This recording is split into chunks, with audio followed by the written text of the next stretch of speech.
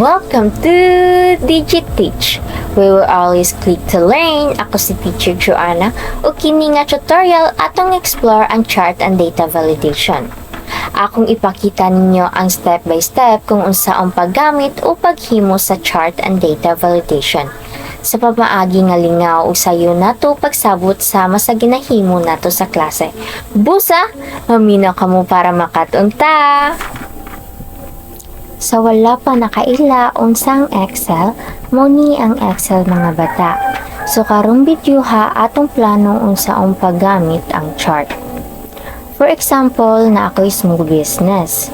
Mauni ang mga baligya na ako'y apple, banana, grapes, dragon fruit, and orange. Sa taas kay na ay months na ako'y January, February, March, April, and May. Sa ubos kay na ay total. Sa January kay na atay 2,100. Sa February na atay 2,300. Sa March kay na atay 2,300. Sa April na atay 2,000. Sa May na atay 2,700.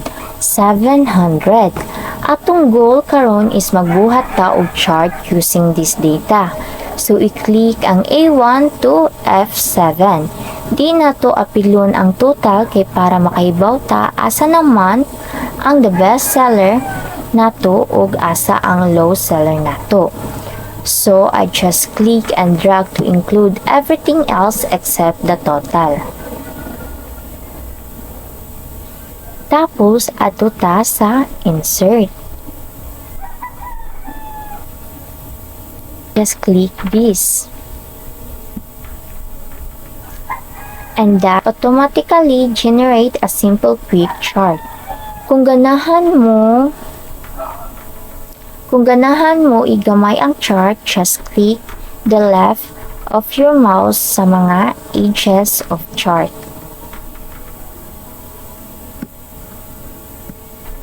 Like this.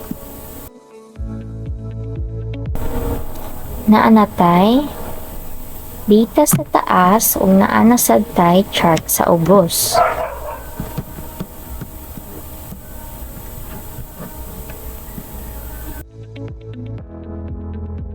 Tanaw na to atong chart ron sa January.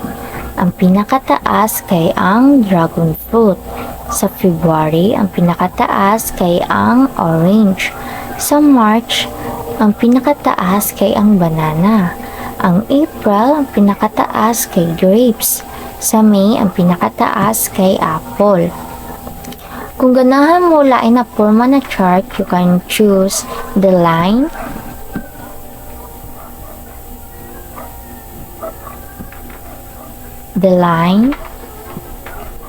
the pie, the bar,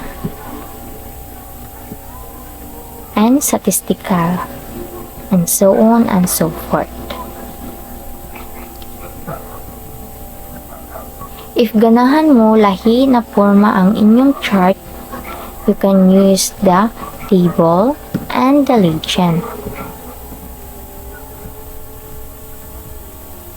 For example, like this.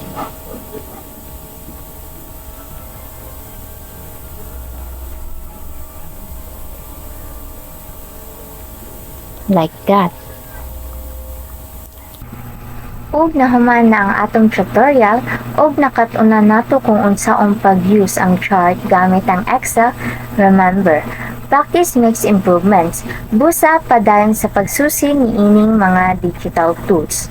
O kung duna kay mga pangutana o nakinahanglan pa og dungag na tubag, dili magduha-duha na magpabiling sa comment sa ubos.